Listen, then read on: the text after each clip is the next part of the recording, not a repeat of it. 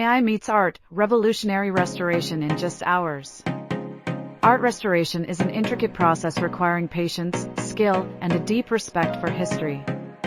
Traditionally, restoring a single painting could take weeks, months, or even years.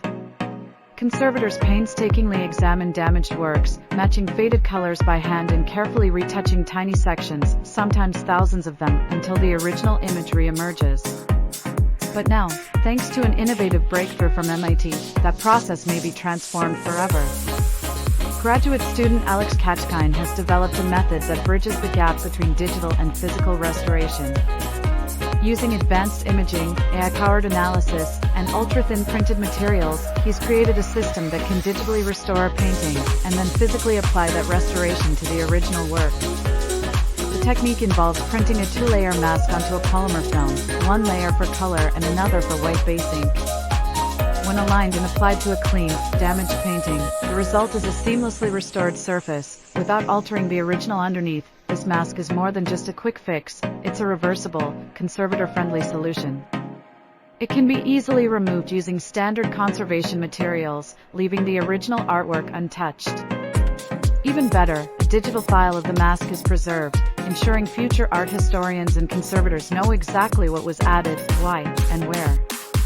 To prove the effectiveness of the method, Kachkine applied it to a heavily damaged 15th century oil painting. The AI software identified over 5,000 individual regions needing repair and matched them with more than 57,000 precise color values. The entire process took about 3.5 hours, an astonishing speed compared to the months or even years such work might normally require. This approach originated from Kachkine's personal passion for art.